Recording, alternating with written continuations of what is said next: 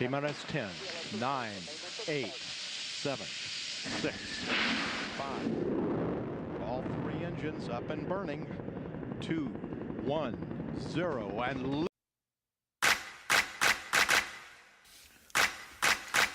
yeah. Lord, this for you. I was a mess, little hair on my chest, fresh as a newborn, but I'm headed for death. Some saying I'm blessed, cause I'm still alive. Every day in the hood, I was fighting to survive. So sin I acquired as an adolescent, walking in darkness, spirit facing oppression. You couldn't tell me nothing, swag was on 100, speeding in the fast lane, call me crash dummy. Then I put on the helmet of salvation and received the revelation. Yeah, I could be a leader in this nation, ain't gotta follow the code in the streets and be like them other creeps. See, I could be a leader in this nation. Welcome everybody back to the original Jeek podcast. We are your hosts, rockinmrmagic, Unique DNA, Mighty TP. This is the original Jeek podcast. This episode of the original Jeek podcast is brought to you by Single and Anxious. The new YouTube web series, Single and Anxious, follows 5 African-American college students from various backgrounds as they fumble their way through the challenges of establishing and maintaining romantic relationships. Check it out on YouTube. Again, it's Single and Anxious. Thanks again, folks, for joining us for another episode. rockinmrmagic here. I'd like to welcome my friend Brad Reppa to the podcast tonight. Brad, thank you for coming on. Thanks for having me, Matt. It was great to be here on the Jeek Nation podcast. So, Brad, before we get started with the topics of tonight, why don't you share a little bit about yourself?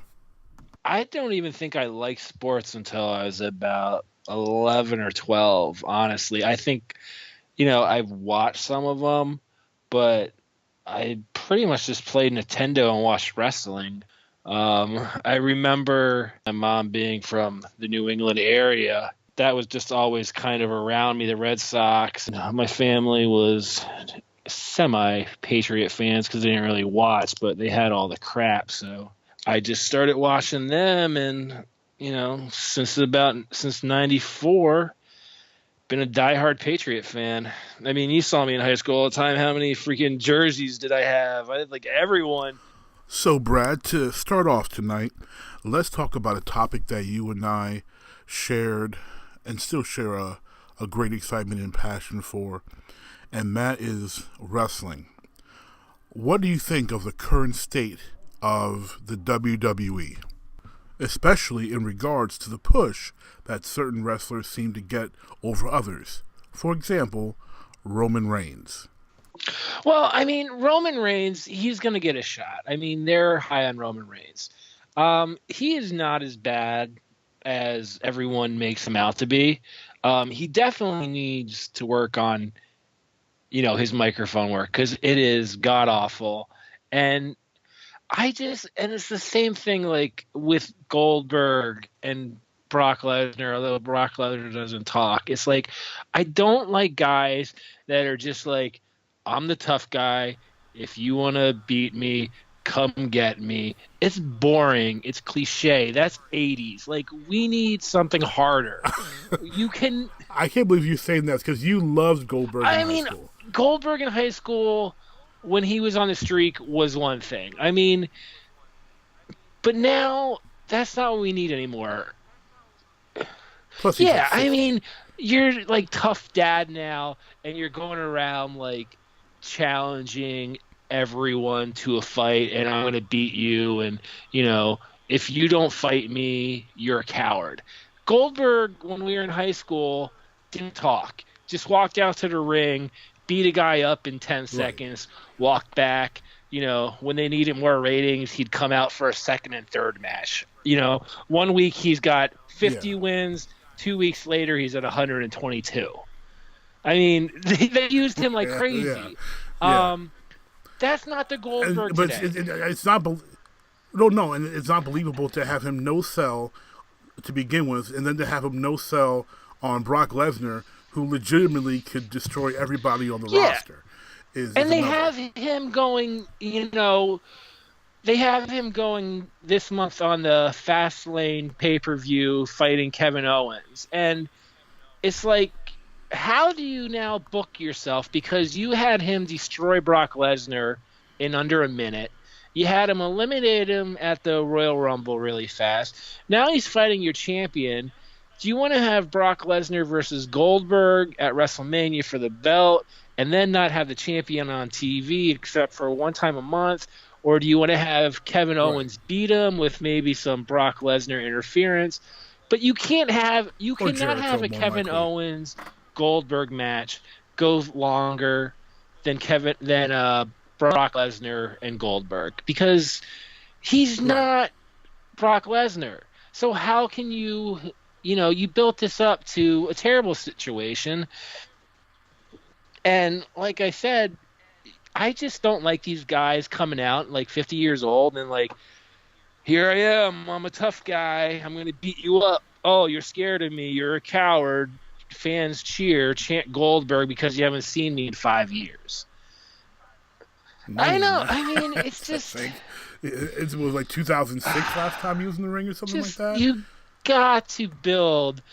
They have a great roster. You have to build from the roster. It's nice to have these guys once in a while and have your dream matches, but do what baseball does and have like the Legends game before the real game's played. Have your Brock Lesnar that makes versus sense. Goldberg. Have your dream matches. That's fine. I thought that the success they had with Sting, thought that they could, rekindle that with Goldberg and said, "Oh, Sting came and he finally wrestled, and he and Triple H had a good match. And he broke his neck. Everybody loved it, and then he broke his neck, that match against Rollins, which was a good match against Rollins, but he broke his neck, and now he's done for good. Just because the man's like 55 years old, and the man should be doing." Stinger splashes or jumping off the top rope at 55 years old. The other problem I have is and it's more with the WCW guys. It's not even the WCW guys. It's more Triple H. Like, when Sting came back and fought Triple H, who did you think was going to win that match? Like, you're building... Oh, we knew Triple H was going to win it. Yeah, but you're building it up for Sting, and then Triple H wins because Triple H has his ego, and it's putting WWE over WCW, and it's like you just came back to lose. It's kind of terrible. Yeah, and as much as I love Triple H, if Sting had wrestled still within his prime, post WCW, Triple H would not be the wrestler chosen to wrestle Sting. It wouldn't have been him. It would have been Shawn or Taker. It would not have been Triple H. He would not have been the premier choice to wrestle Sting and have this legend versus legend, icon versus icon, WWE top icon versus WCW's top icon. He wouldn't have been the one representing the WWE in that match anyway. No, but you know how they say those who win the war write the history? I mean, Triple H married Stephanie, is now like pretty much in charge of the company. And right. I mean, he's doing a great job with the company. I really think WWE is stronger, like, for the long term than they've been in a long time. I love NXT. I love what they're doing with that. They're building superstars. Oh, NXT is excellent. I do love that. I think he's owning that just completely, like, just killing it with that. But SmackDown and Raw, to me, like, that's why they need competition.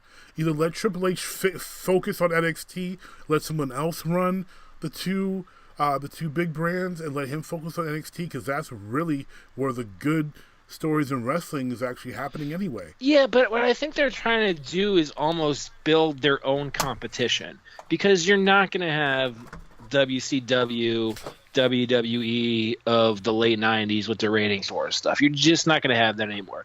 So they're separating the brands, they're having different shows, they're building the NXT. Their roster is deep. I mean, they're young guys, but they have a very deep roster now. And a lot of those guys are homegrown. And, 5 years from now, they should have stat cards. But I think they're just building their own competition right now. You're going to see, You have to choose. There's so much wrestling on right now. You cannot possibly watch 3 hours of Raw, 2 hours of SmackDown, NXT, pay-per-views. You have to choose. They're building their own competition. Yeah, it is a lot. It is a lot of content that they're putting out there, and sadly, you're probably right. I mean, I can't imagine anyone coming close. I mean, TNA is the fact that they're still alive is amazing. This proposed global force invasion of TNA with Jarrett, just to me just spells another take another step toward death's door for TNA. Just because every time Jarrett gets involved, it's just a hot mess. I can't watch TNA. It's the minor league. And Ring of Honor just doesn't do No, enough. I mean, Ring of Honor, it has great young guys, but if you don't have the money behind these promotions, you cannot keep top talent. Guys are just going to go to bigger federations, or they're going to be looked at as second-class superstars. I mean, AJ Styles is great, but if he's not in the WWE, I mean, not a lot of people care. You can have all the indie people like shout your name and be an indie legend all you want, but you honestly haven't made it unless you made it in the WWE. That's just how I feel. I mean, you cannot call yourself a great wrestler unless you wrestled in the WWE. Who's a great wrestler that's never wrestled for them? Oh, there's a lot of great wrestlers that have wrestled for them. Who? Like who? Oh, well, one of my favorites in Quackenbush. He's too old now, but excellent wrestler. But Jay Lethal never wrestled there, and Jay's an excellent wrestler, off on the mic and in the ring. I'm trying to think the Motor City Machine Guns have never wrestled for Vince, and they're a great tag team.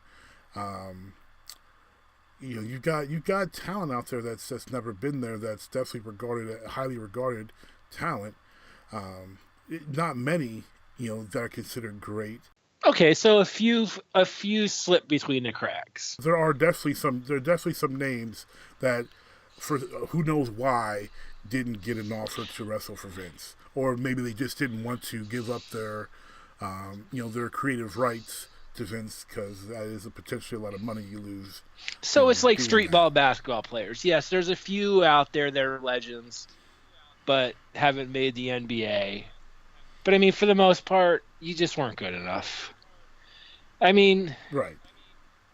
I can agree with that. Yeah, I mean, there's definitely a few that fall between the cracks and didn't get their chance either for injury or, sometimes you make more money on the indies if you're a bigger star than you'll get starting out in wrestling. But I mean, if you want to be great, you've got to be on that stage. I think Do you think Jay Lethal would succeed in WWE? If he's really great, I think he can. Like, I mean, we were talking about Jericho earlier, and Jericho can succeed with anything. If you're really great, they can give you crap, and you can make it work. I mean, look at CM Punk. They didn't think CM Punk was gonna succeed ever. They gave him bad. Oh yeah, the first gimmick they gave him was terrible. Yeah, but he made it work. I mean, he made the Straight Edge Society work. Then he had the Summer of Punk. Like, he was a great wrestler. He was going to make whatever they gave him work eventually. They'll find a way. So if you're great, you will do that. If you're just okay on the indies because, you've had a few good matches and, people trade your tapes or talk about you on the internet, or now everyone sees it on YouTube, like, you might not make it because you just might be a couple match wonder. But if you're great, you're going to rise to the top eventually. I mean, can you name a wrestling superstar in WWE that, didn't make it, but, made it somewhere else because they had a bad gimmick? I just don't think you see people like that. I mean, people make bad stuff work. Mick Foley made Mankind work. Triple H made Triple H work. That was a terrible gimmick. Yeah, I mean, that was just bad. I mean, The Rock made the Nation of Domination work, and look at like Los Pericos though. Savio Vega didn't make that where he had the same chance as The Rock. Yeah, I mean, same chance. Well, here's the problem with that, because that goes deeper. Because Vince McMahon, and I was talking about this on a Facebook group recently, Vince McMahon has traditionally had problems when it comes to people of color and gimmicks, and actually gimmicks that work. And some people were claiming Vince to be a racist, and I said, look, I've watched his product for my entire life. I've been with Vince McMahon. I don't believe Vince McMahon to be a racist. I do believe he and his creative have problems creating gimmicks and storylines that actually fit for people of color. I don't think it's something inherent. It's just they don't know what to do, and they haven't brought anybody in who can make it work. I mean, they've gotten lucky with guys like The Rock, because The Rock has been, he's The Rock. He's phenomenal. They got lucky with the New Day, but aside from them, Kofi Kingston, pre-New Day, they struggle. Los Pericos as an example, the Nation of Domination as an example. They just really struggle with that. But I think it has to do with the wrestlers. I mean, I don't think Vince McMahon's racist. I think he stereotypes a lot. I mean, yeah. But you have The Rock, and that the Nation of Domination was originally made for Farouk to get over. But then The Rock came out of it way harder because The Rock worked. If you want to talk about Kofi Kingston, yeah, the gimmick was stupid. It got over with the kids and stuff like that. But I think he could have changed the character if he wants to. I think you got to give Xavier Woods all the credit for the New Day. I mean... Oh, yes. I mean, even though he's the worst wrestler of the three, he is the one who's the driving creative force behind that. Yeah, you have to go to Vince, and you have to stick up for your character and make the changes that you think work for you. You can't, if you're going to sit there and be afraid and just, follow a line and do the stupid, like, the crime time gimmick and stuff like that, you're not going to get over. Like, you have to make the character work for yourself. And I think that's the problem. I think Vince gives people a blueprint of what he wants done, and, the ones that succeed are the ones that are willing to think out of the box and, take it and make it theirs, and the ones that don't couldn't make it work. Speaking of those guys, let's flip this switch here to the Super Bowl. I was definitely waiting to talk to you about this. It's only been a week and a couple of days. Week and 2 days. The improbable happened, and Tom Brady captured number 5, and Bill Belichick with number 5 for the Patriots. I tell you, anyone that knows me knows I'm a Michigan guy. I'm a big Wolverine fan, so rooting for Tom Brady is expected. I did not foresee Atlanta being that good. I thought Atlanta got a little lucky playing at home against Green Bay. I know. I don't think so. I think everyone overrated Green Bay, honestly. I was playing... I looked at it this way. I thought Green Bay, I didn't think they were a juggernaut or a big powerhouse, but they've been there before. With McCarthy and Nelson and Rodgers and them, they've been there before. They've been to the big stage. They know what it takes to get there. I thought Atlanta had the more talent, but I thought the lack of experience on their coaching staff for the most part, because Quinn himself, aside from being on Seattle staff, he hadn't had a ton of playoff or Super Bowl experience, and the inexperience of just the team. Matt Ryan and them have really gone past the first round, and if they had a bye, they lost. Like they're just not that experienced. So I thought the lack of experience in the players and the coaching staff was really going to hamper them against Green Bay, and I thought playing at home definitely helped them out a lot. But I really didn't foresee them putting a beat down like that, and I definitely didn't foresee them throttling New England, especially defensively, the way they did in that first half. I think with Green Bay just had no defense. They weren't stopping anyone. I think the inexperience you're talking about, if they were playing a team with a better defense, like Dallas, they're definitely more in trouble. Mm-hmm. I wanted Green Bay to win that Atlanta game so easily because I just thought New England would pretty much score on every single possession. They have no one in their secondary to help them out. And you I can't even name yeah, anybody I in the mean, and secondary. you just saw it. I mean, you saw Atlanta just score at will. I think what no one saw coming with the Patriots thing, everyone was talking about how, Atlanta was just unstoppable and they had this huge lead. New England turned the ball over 2 times.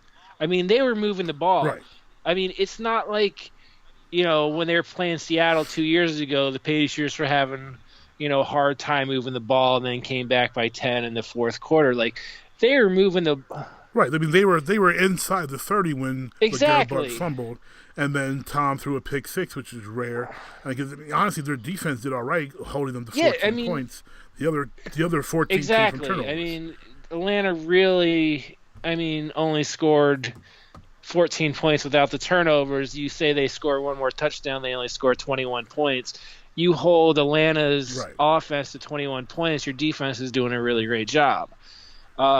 New England always starts off really slow in Super Bowls. They've been in 7 Super Bowls now with Tom Brady. Tom Brady and Belichick 7, yes. As a franchise, 9. Yeah, with Tom Brady and Belichick 7, and then, overall they've been in 9.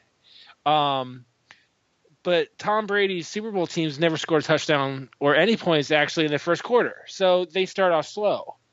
They feel out the team. I don't think that 2 weeks helps anybody before the Super Bowl. I think it hampers. I think it's more you're afraid to make a mistake and lose the game early, that you're playing more safe, more of you're feeling the people out, you're playing more of a field position game. You're kind of seeing how they're going to react.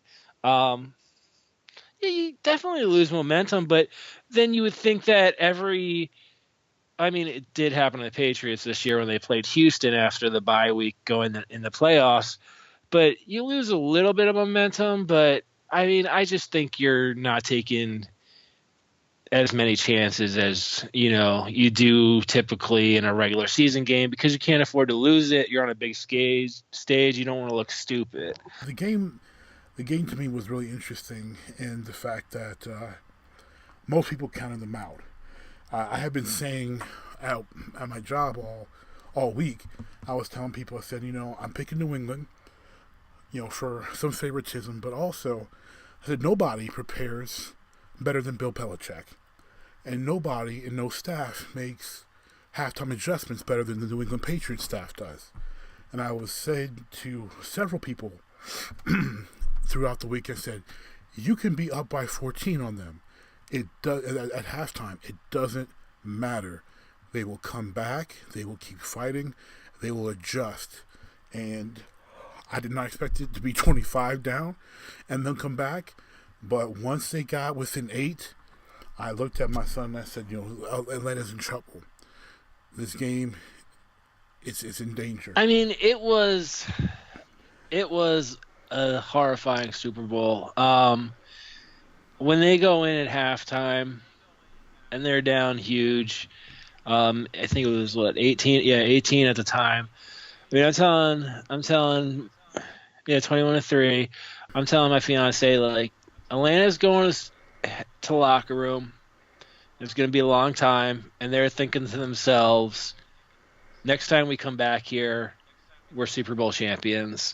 And I think that's part of the experience thing. Like, you can have your coaches tell you it's a tie game and you got to go out and finish it, but part of you knows that you're winning the Super Bowl when you're up 18 points and you dominate the way you did. You held New England to 3 points. I knew the Patriots would make some adjustments. And then you get that touchdown and you're down 25 points. I never said the game was over. I don't think I thought they would lose, but part of you starts to prepare for it. But I just thought, I didn't think the problem was going to be getting points. I knew they were just moving the ball at will. They just were making dumb turnovers after turnovers, like the Blount fumble, whatever, great strip. But the Brady pick was just, you look at it and you're like, what the hell are you looking at, Tom? Like, The guy was covered. I think he missed Edelman, and he threw to Amendola. That was clearly a bad pass. He missed Amendola and threw it to Edelman, who was double covered. No, I think it was the other way. I think Edelman was 1-on-1, and then Amendola was. Well, I'm not sure, but I'm pretty sure. I think he threw towards Amendola, and then Foster, I think his name is, stepped up and jumped the coverage. It just wasn't. I mean, Brady makes dumb throws like that too. He did it in the Super Bowl against Seattle when they're in their red zone, and he threw a pick. It wasn't a pick six, but an interception in the end zone. I mean, he just has those dumb moments sometimes. That was a huge one. Congratulations to whoever intercepted it and goes on Twitter and brags about being the only person to intercept Tom Brady for a pick six in the Super Bowl. Enjoy that ring this year. Right. After you lose. Yeah, it's one thing to do it, but after you lose the game and you're bragging about how you did a pick six, like, so what? You lost. Exactly. But I just felt like New England was going to score. I think the problem was you have to score 4 times. Can your defense hold them at least 3? I mean, it turned out they had to hold them 4. But can your defense hold them? And that was more the problem than can they score the points. The defense held out. When they got the ball, I knew they were going to score. I just was worried more of a 2-point conversion. I mean, it's easier to go 90 yards down the field sometimes than pick up those last 2. You know, same thing happened last year in Denver. Right. They go down and score after Gostkowski misses an extra point. Yeah, and, they missed a 2-point conversion because he throws to Edelman instead of a wide-open Gronk. Those things happen. So once they got the 2-point conversion, I think everyone knew if they won the coin toss, the game was over. They weren't being stopped. Oh, it was tied, yes. Yeah, I said if Brady gets the ball, it's a wrap. It's over. Everyone wants to say that Atlanta blew the game, but which they did to a certain extent. I mean, they did give up. They did take the pedal off the gas. They didn't run the ball. They only ran the ball 4 times in the second half, which is their most effective part of their offense. But you had to stop New England one time. Like, one time you had to stop them, and you couldn't. They had plenty of chances. They had them in 4th and 3 early on, and they made it. The Patriots made all the plays. I think Atlanta blew the game 20%, and 80% New England won it because they had to stop them too. I mean, if Matt Ryan threw the ball where he got sacked and was like throw the ball away, he didn't have more than 2.5 seconds to throw the ball, and if he throws it up for grabs, more than likely it gets intercepted. Possibly. I've never seen a greater catch than the Julio Jones one on the sideline. That was amazing. That was amazing. I thought Rowe had an interception at first, and then I'm like, it's over his head. And then somehow Jones makes the catch, and then he gets his feet in. Somehow Julio caught it and put his feet down. But what's crazy is that unless you're a hardcore football fan, no one's going to talk about that catch. They're only going to be talking about Edelman's catch. I mean, Edelman's catch is nice. I've never seen that. I've never seen someone. I mean, we've seen people catch balls that were tipped, but to dive amongst 3 defenders, have it in your hands, have a leg and an arm knock it out of your hands, and then capture it again with it like a centimeter above the ground. The concentration. I don't know if it was kicked out or he just let it go to reposition it. It looked like because I think the guy's name is Neil. He bumps Edelman into the path of the ball more. Edelman had his hands on it. The leg or the arm looked like it dislodged it, and then Julian had to re-grab it. But I've never seen that before. Like, I've seen some amazing catches. The Tyree catch, Baldwin's catch a couple seasons ago against New England. I've seen some amazing catches and then Julio had 2 of them in that game. But that level of focus and concentration amongst 3 defenders, I've never seen that before. And especially from a guy who's not as physically gifted as a Julio Jones. I mean, Julio Jones is a great receiver, but he's also a physical freak of nature. Edelman is a overachieving, 5'11" former quarterback playing wide receiver. What do you feel about Brady getting the MVP over White? Because everyone, is that was to throw that in Roger Goodell's face. I don't even think that is this. I understand he had 14 catches, but Brady's throwing the ball. But it was more. Brady, it was more than catches. I mean, he did have some good runs. He did score off the run. I really think James White was the MVP of that game. Yes, Brady threw him the ball. Yes, great calling by Josh McDaniels. But White, we expect big things out of Brady. We expect that it's consistent. No one had heard of James White really before this game.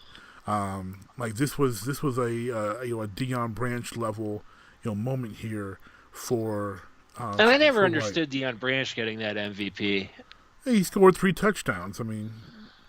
But again, I mean, Brady's just throwing the ball. He finds his mismatches. I mean, but Branch also did a lot. Branch had a ton of yak in that game. He had a ton of yards after catching that game.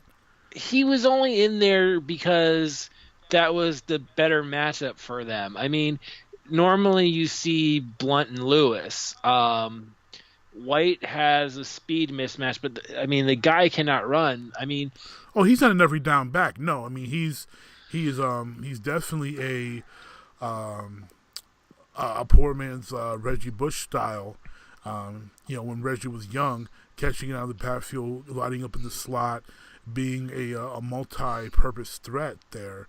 And yeah, I mean that James White's performance was a better testament to the coaching staff than anything, because White would not be able to put up those numbers with that performance day in, day out. He's just not that good of a player.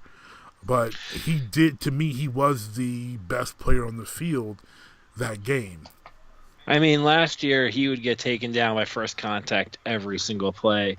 He would be in open space and get caught by everyone. I mean, I like White, but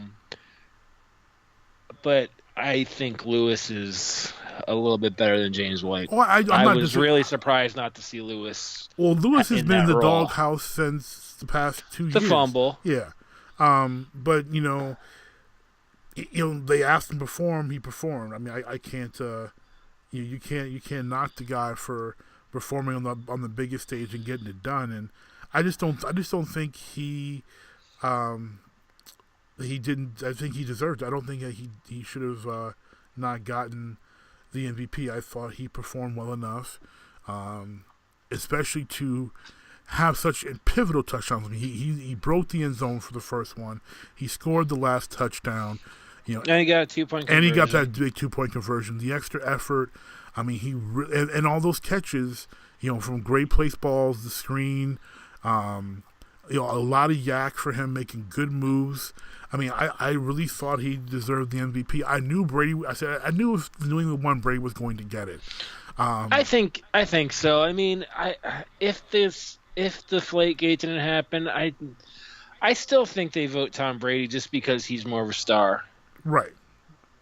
I mean, he's the only true star on the team. I mean, they really don't have any other guys that are really considered like stars. Gronkowski when he's healthy, except for Gronk when he's healthy. Yeah, but I mean, he's the star. He's the only guaranteed Hall of Famer on the team. Thank you, everyone, for listening to another episode of the original Jeek podcast. I am your host, rockinmrmagic. My guest host tonight has been my friend Brad Reppa. Thank you for listening, and until the next time, peace.